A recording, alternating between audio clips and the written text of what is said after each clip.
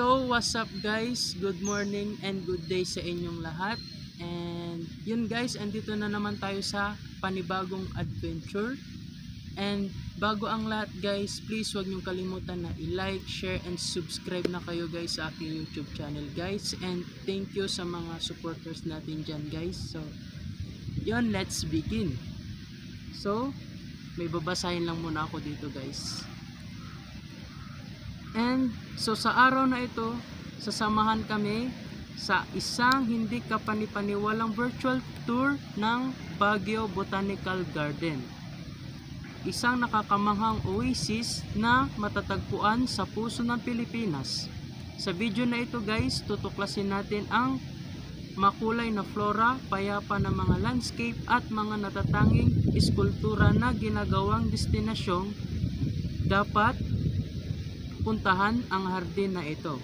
Damin ang kagandahan ng magkakaibang uri ng mga halaman ng Baguio at isawsaw nyo na guys ang inyong sarili sa tahimik na kapaligiran na umaakit sa mga mahihilig na kalikasan at turista. At bukod dyan guys, tutuklasin din natin ang mayamang kasaysayan ng hardin habang naglalakad kami sa mga magagandang pathway nito na nagtatampok ng mga makukulay na bulaklak, matatayog na puno at mapayapang sulok na perpekto para sa pagpapahinga. At kung nagpaplano ka man guys na maglakbay sa Baguio o naghahanap lamang ng isang virtual na pagtakas, or kung gusto nyo mag-relax guys or ma-relieve yung stress nyo guys, so yun, ang ultimate tour na ito ay magbibigay inspirasyon sa inyong pagmamahal sa kalikasan at ipakita ang nakakamanghang kagandahan ng Baguio Botanical Garden. So, kaya ano pang hinihintay nyo guys? Samahan nyo ako sa pinabagong adventure na ito. At bago ang lahat guys, isi-share ko muna yung brief history ni Botanical Garden. So, ang parke ay may mga art gallery na ibinibigay ng Baguio Arts Guild at mga eskultura na nagpapakita ng kultura ng mga Igorot. Matatagpuan din ang statwa ni Ben-Hur Villanueva bilang paggunita sa mga taong nagtayo ng Baguio. Naglalaman din ang parke ng isang hardin ng pagkakaibigan na nagtatampok sa mga bansang gaya ng United States, China, Japan, South Korea, Canada at Thailand na naglalaman ng mga elemento ng kultura ng bansa tulad ng mga templo at statwa. Naglalaman din ito ng sunflower farm at ng mga hardin na nagbibigay liwanag sa dahlia, cactus, margaret, orchid at succulents. At isa sa mga pangunahing attraction dito guys sa Botanical Garden which is ang 150 meters na tunnel na hinukay ng mga sundalong Hapon during World War II guys. At para gamitin bilang imbakan, gamot at bunker ito. At ang hardin na ito guys, maniwala kayo sa hindi, at kung nagkakamali, correct me if I'm wrong guys, meron itong 200 to 1,000 species na mga iba't ibang uri ng halaman. At bukod doon guys, talagang ikaw ay mamamangha sa ganda at tahimik na garden na ito. At sa videong ito guys, i-address natin yung mga challenges sa pag-reserve ng ecosystem na ito, lalo na sa phase ng urbanization at climate change sa ating bansa at sa ibang lugar. So, ano pang hinihintay natin guys? Itutur ko kayo dito sa Botanical Garden at sana mag-enjoy kayo sa ating panibagong adventure. So, let's go!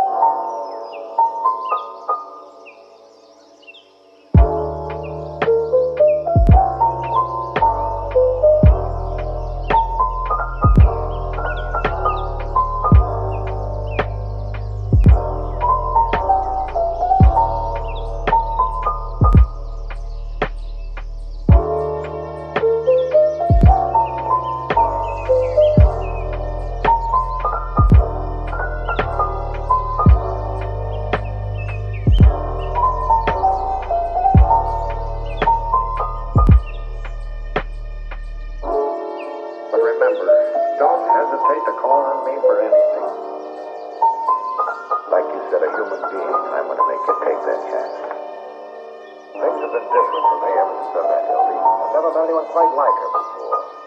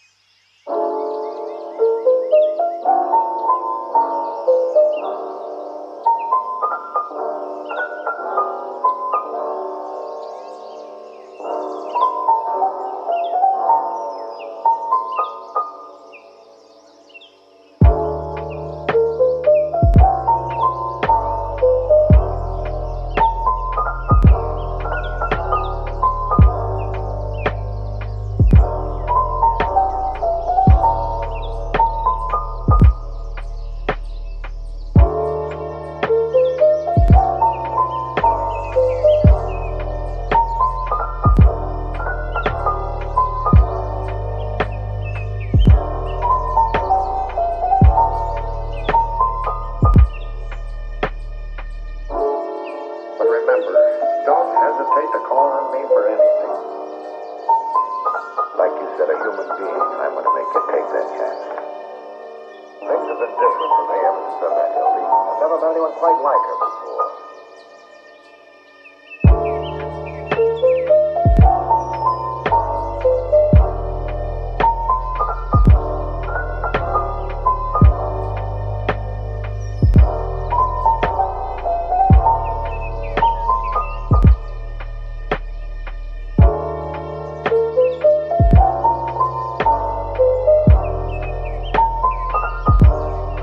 So yun guys, ayan, kita nyo naman, grabe ang lawak pala nitong botanical garden.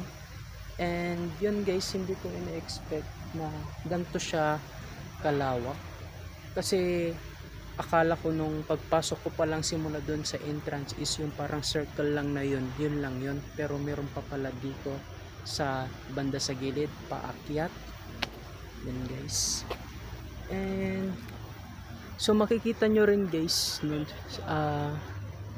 may mga iba't ibang sculptures, structures dito no sa botanical garden.